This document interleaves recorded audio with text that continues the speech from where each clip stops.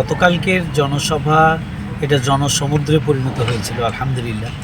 এবং এই জনসভাটিতে আপনারা দেখেছেন যে মিডিয়া, জাতীয় পর্যায়ের মিডিয়া এবং স্থানীয় মিডিয়া, অনলাইন মিডিয়া, এখানে শত শত মিডিয়ার আগমন ঘটেছিল এবং তাদেরকে আমি ধন্যবাদ জানাই যে তারাও দায়িত্বশীলতার সাথে চাঁপাইনবাবগঞ্জের বহু প্রত্যাশিত আকাঙ্ক্ষিত এই নির্বাচনী জনসভাটিকে তারা ধারণ করেছেন এবং এটা সম্প্রচার করার ব্যবস্থা করেছেন।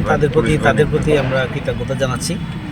আমাদের পুলিশ প্রশাসন, এরপরে জেলা প্রশাসন, বিভিন্ন গোয়েন্দা সংস্থা এবং বিশেষ করে ব্যবসায়িক যারা আছেন শহরের, সবাই মিলেই আমাদের এই সমাবেশ বাস্তবায়নে সহযোগিতা করেছেন। তাদের প্রতি আন্তরিকভাবে আমি কৃতজ্ঞতা জানাচ্ছি।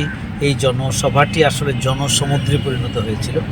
আমার জানা নেই যে চাঁপাইনবাবগঞ্জে স্মরণকালের মধ্যে এত বড় জনসমাবেশ কোনোদিন হয়েছে কিনা।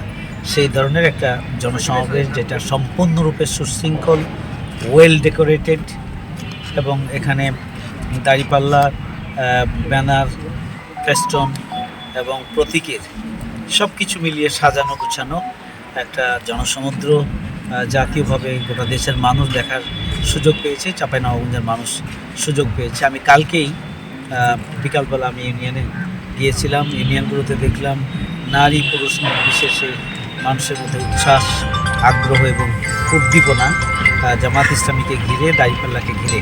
আমি মনে করি যে দাঁড়িপাল্লার যে গণজোয়ার চাঁপাইনবাবগঞ্জে তৈরি হয়েছিল, সেই গণজোয়ারকে গতকালকের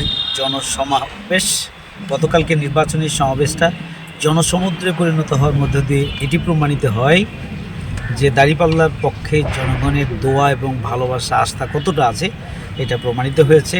পাশাপাশি কালকের প্রোগ্রামের পরে গোটা চাঁপাইনবাবগঞ্জে এই গণজোয়ারটা আরও এক ধাপ সামনের দিকে এগিয়ে গিয়েছে। আমরা আশা করি এই গণজোয়ারের ধাক্কা 12 তারিখে নির্বাচনে দাঁড়িপাল্লাকে বিজয়ী করার মধ্য দিয়েই জনগণ এই গণজোয়ারের ধাক্কাটাকে শেষ করবে ইনশাআল্লাহ, সমাপ্ত করবে ইনশাআল্লাহ।